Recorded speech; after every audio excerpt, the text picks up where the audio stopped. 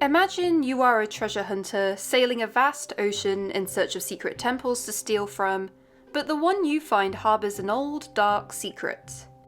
My name is Lily, I'm an artist, and today I tried designing an ocean temple which holds a mysterious grand prize. You've been exploring a huge ocean for the past week on your little sailing boat. You're hoping to make upgrades soon and hire a crew, but you need money for that. Lots of money. Thankfully, you're also a treasure hunter, searching for forgotten ocean temples filled with riches. And you've just found one right now. Before now, no one ever needed to explore the ocean, apart from researchers. No land masses are separated by vast amounts of waters in this world, traders and envoys simply using rivers and small seas to travel across to different parts of the kingdom. The ocean was a mystery to most people going about their daily business, apart from a very few handful. But in the last decade or so, there's been a growing interest in the secrets these waters hold, tales of fabled civilizations from millennia ago. There's also a huge number of mysterious structures scattered across this ginormous body of water, simply known as temples. Not all of them are technically temples, their exact purpose varies from tombs, labs, palaces, etc., but all the ocean sailors call them temples. And it's sent masses of people into the world of treasure hunting, and you're one of them. According to your notes, this temple you've sailed to is called the Weather Station. It's one of many of the old structures catalogued in a grand architectural survey for the entire ocean by orders of the new queen. There are rumoured to be hundreds, all from past bygone eras. Their discovery was supposed to be secret, but of course, word gets out. Now every treasure hunter is racing to steal the fortunes within these temples. The temple you have selected today is not under any supervision. This is because it was deemed to simply be a forgotten station where weather and ocean data were collected, probably about 50 years ago. This was one of the only uses for the ocean back then and presently, and these structures were never too far from shore. There was nothing of value to take from this place, or so everyone thinks. You have a suspicion they were doing more than just collecting data. In the cellar of this station lies a door, hidden under a piles of musty boxes. You wouldn't recognise it at first as the keyhole is part of a very old mural, older than the station, and you have the key. This is thanks to a budding archaeologist you met a few weeks ago. He was delegated the task of surveying the station since no one else was interested. He was only supposed to gather the leftover data and sample the surrounding water for wildlife analysis. But his keen eye and knowledge sparked a suspicion that this place was hiding something deeper. This led to the two of you sneaking into the official Architect HQ archive and taking an old key from an unsupervised drawer. Because of this, you now had access to the lower levels of the station. So, what should you expect in this place? First of all, the lower levels aren't even part of this structure. The architecture completely changes. They built the facility over the entrance to an older ancient temple, as you and your archaeologist friends suspected. It looks like the data scientists used this temple as part of their station, researching into the mysterious history of the place, with many depictions of creatures controlling the weather. From collecting research notes strewn around the temple, you discover the scientists were looking into weather manipulation. The power to control the weather would be invaluable, basically making the wielder a god.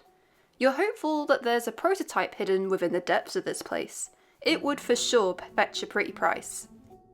But you need to proceed with caution. This forsaken place is inhabited by various monsters. They infest these secret levels, hunting for prey in waterlogged sections of the temple.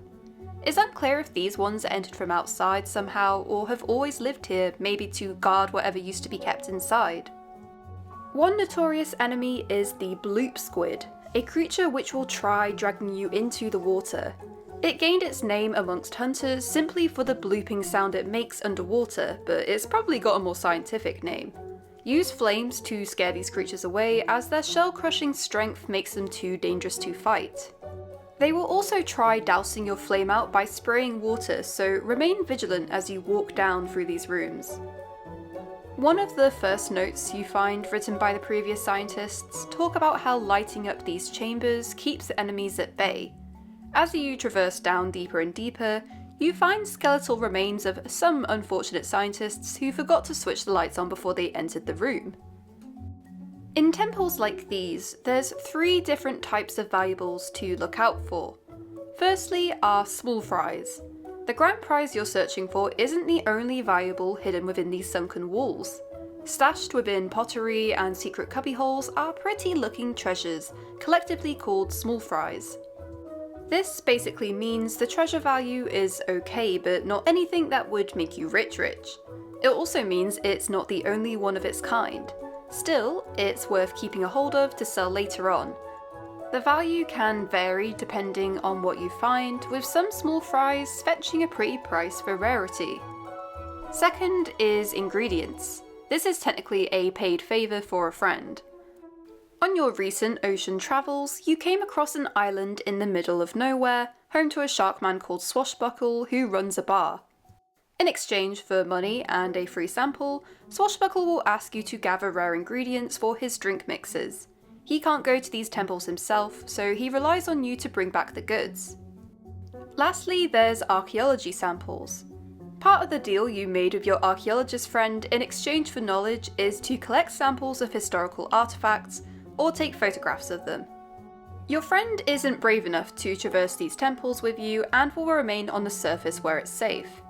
In exchange for these, you can deepen your bond with your friend, and some of these findings can actually uncover secrets hidden elsewhere in the world.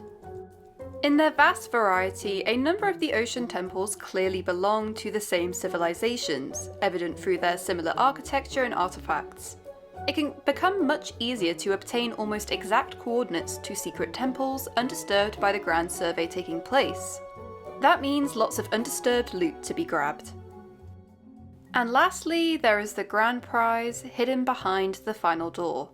Also sealed, you believe this must be where they housed the weather controlling device. But when you enter the room, there's nothing inside apart from a large rock pool surrounded by a mountainous pile of empty clamshells. And hiding in this rock pool was a live little critter, a mix between a clam and a crab. A document laid on the side, and as you read it, you understand now what these scientists were doing. They were experimenting on a creature, simply named Skyclam, believing it could manipulate weather. Skyclams are a rare sea creature with an old legend attached to them that even most land dwellers know about. In the long past, these strange creatures rose to the ocean surface and infested beaches during very intense storms. This led many to believe that the clams were causing the storms, sinking back down below once it had passed. Lots of experts today, however, universally agree it was probably a part of their mating ritual, using the terrible storms as protection from predators and the beach for the abundance of nourishing food. They were supposed to be a protected species, but haven't been seen in the last 50 years, believed to be extinct. Judging by the mass of empty clamshells, it's safe to say this is where they ended up, and met their unfortunate demise by the hands of these scientists. It looks like these scientists took the legends seriously and covertly acquired these poor clams, attempting to harness the power of controlling weather. Perhaps they thought that taking the clams to this temple, which looks like a shrine of sorts to these creatures, would act as a catalyst somehow.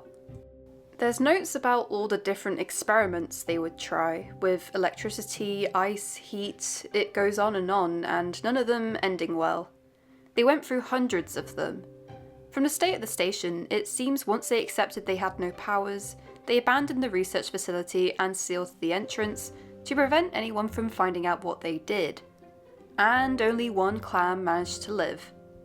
Sky clams have a long lifespan, so it's likely this clam was left trapped in the facility for years, all alone. Well, not anymore. This is the newest member of your crew. Might not be worth much, or have any magic manipulation over weather, but it's very cute, so you're keeping it. It'll be nice for them to have a taste of fresh air once again. You've just got to make sure your shark friend doesn't think this is a new ingredient for his menu,